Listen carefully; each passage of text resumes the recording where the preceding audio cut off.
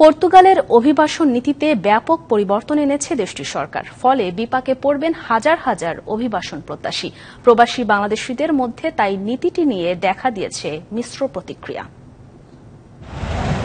দক্ষিণ ইউরোপের অভিবাসন বান্ধব দেশ পর্তুগাল। বিশ্বের যে কয়টি অভিবাসন বান্ধব দেশ রয়েছে তার মধ্যে পর্তুগাল অন্যতম।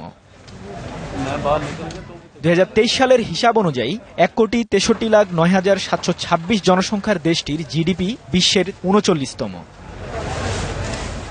অভিবাসী বান্ধব এবং অভিবাসন নিয়ম সহজ হওয়ায় অভিবাসীদের পছন্দের অন্যতম গন্তব্য পর্তুগাল। সম্প্রতি দেশটির সরকার অভিবাসন আইনের কিছু পরিবর্তন আনার ফলে বিপাকে পড়েছে হাজার হাজার অভিবাসন প্রত্যাশী। নগদের কাছে সব গ্রাহকই প্রিয়, তাই তো সারা দেশে ক্যাশ আউট চার্জ সবচেয়ে কম। দেশটির মধ্য ডানপন্থী সরকার আগের অভিবাসন আইন বাতিল করার ফলে দেশটিতে আসা বিদেশিদের নিয়মিত হবার পথ প্রায় বন্ধ হয়ে গেছে। সরকার হুট করে সিদ্ধান্ত নেওয়াতে অনেক বাংলাদেশি ভাইরা আমাদের এই পর্তুগালে আসে, যেসব লোক তারা আর আসতেছে না। বাংলাদেশি অধ্যুষিত এলাকার ব্যবসা বাণিজ্যও পড়েছে এর প্রভাব।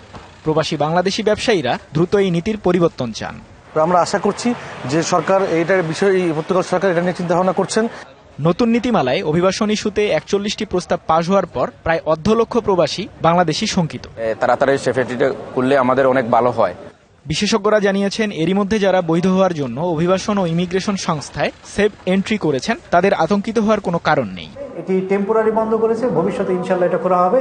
দেশটির গণমাধ্যমগুলোর খবরে বলা হয়েছে প্রধানমন্ত্রী লুইস মন্টিনেগ্রো বলেছেন পর্তুগালের দরজা বন্ধ হচ্ছে না, তবে যেরকম অরক্ষিত ছিল এখন আর সেরকম থাকবে না। ওয়ার্ক পারমিট ভিসায় পর্তুগাল আসা যাবে, তবে থাকতে হবে কাজের কন্ট্রাক্ট ও আবাসনের নিশ্চয়তা। DBC news desk.